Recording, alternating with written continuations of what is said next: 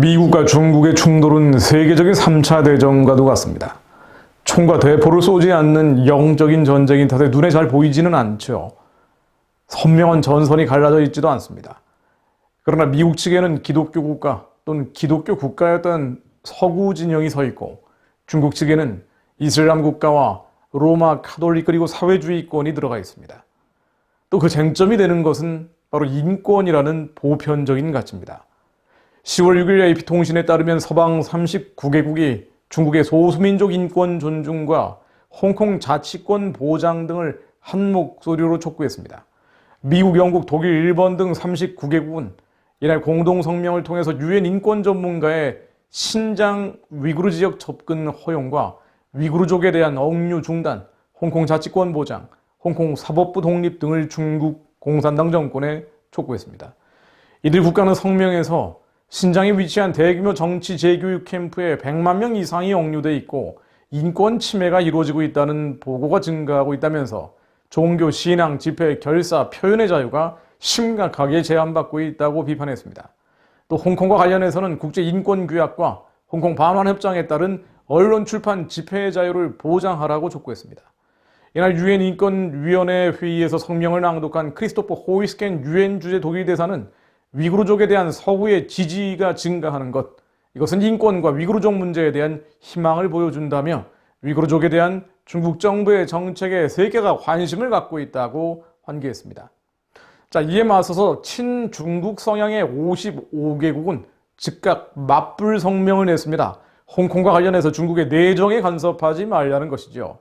여기 들어간 나라들은 북한이 들어갔고요. 쿠바, 러시아, 파키스탄, 시리아, 아프가니스탄, 방글라데시, 부탄, 인도네시아, 이란, 쿠웨이트, 키르기스탄, 말레이시아, 터키, 사우디아라비아 등 이슬람 국가와 사회주의 국가들입니다. 즉 중국의 신장 정책이 테러리즘에 맞서기 위한 것이고 인권 규정을 준수하고 있다는 반론을 제기한 나라들이죠.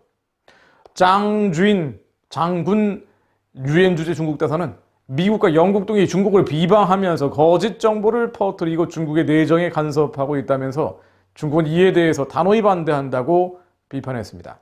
그러나 중국의 인권 탄압은 너무나 잘 알려진 사실이지요. 신장 위구르에 있는 100만 명의 재교육 캠프 수감자들 외에도 중국 내 기독교인 등 총 550만 명이 넘는 사람들이 정치범 수용소 라오가이에 수감되어 있는 것으로 알려져 있습니다.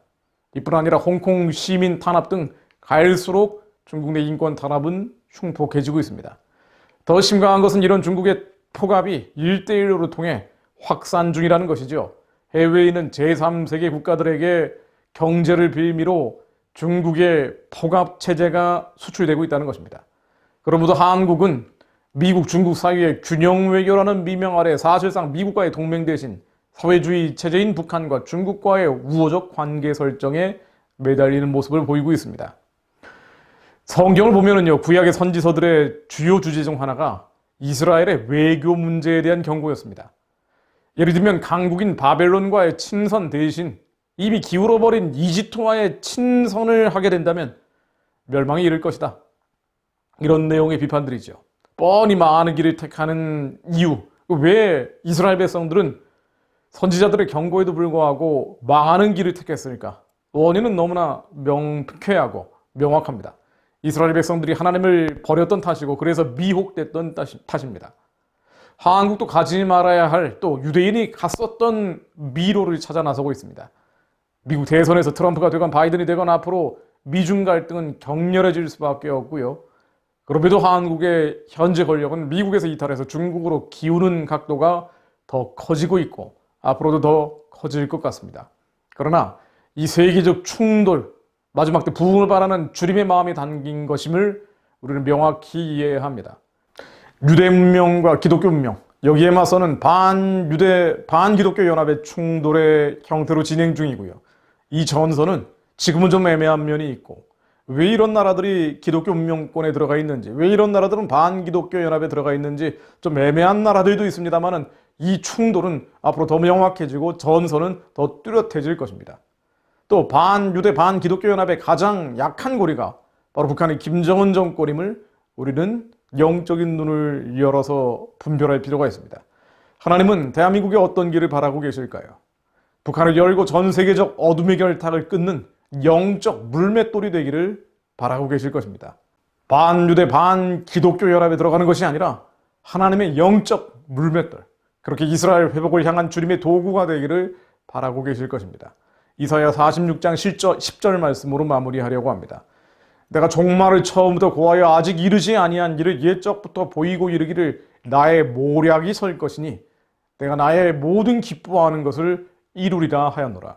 하나님의 모략, 이 세계를 향한 하나님의 경영은 하나님이 품으셨기 때문에 반드시 이루어진다는 말씀입니다. 이어지는 말씀이죠.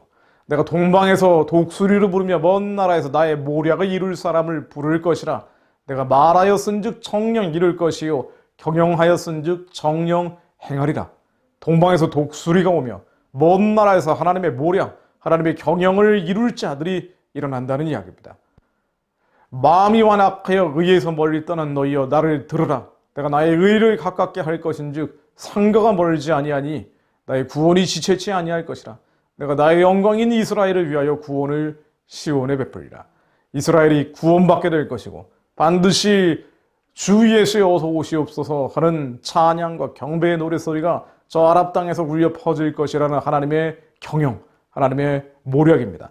또한 이 경영과 모략을 이루기 위해 동방에서 독수리가 먼 나라에서 사람들이 올 것이라는 이사야의 예언이죠. 저는 개인적으로 이런 감동을 받습니다. 동방에서 오는 독수리, 먼 나라에서 주님의 모략과 경영을 이루기 위한 이들 가운데 하나님, 대한민국 다시 선교하는 제사장 나라의 사명을 깨달은 남은 자들이 들어가게 하옵소서. 대한민국이 하나님의 경영을 이루며 하나님의 모략을 이루는 주님의 영적인 물맷돌로 사용되게 하옵소서. 지금 이 시대를 정확히 분별하게 하시고 미중 간의 단순한 무역 전쟁이 아니라 영적인 충돌, 반유대, 반기독교 연합에 들어가지 않고 유대, 기독교 운명권 안에서 하나님 아버지의 선하고 기쁘고 온전하신 뜻을 이루는 주님의 경영을 이루어드리는 하나님의 마음을 시원케 하는 대한민국 될 수 있도록 주님 다시 한번 회복의 영을 내려주옵소서. 한국의 교회를 깨워주시고 남은 자들이 주님께 돌아오게 하옵소서. 거룩한 나라, 선교하는 제사장 나라의 사명을 감당케 하옵소서. 예수 그리스도 이름으로 기도했습니다. 아멘.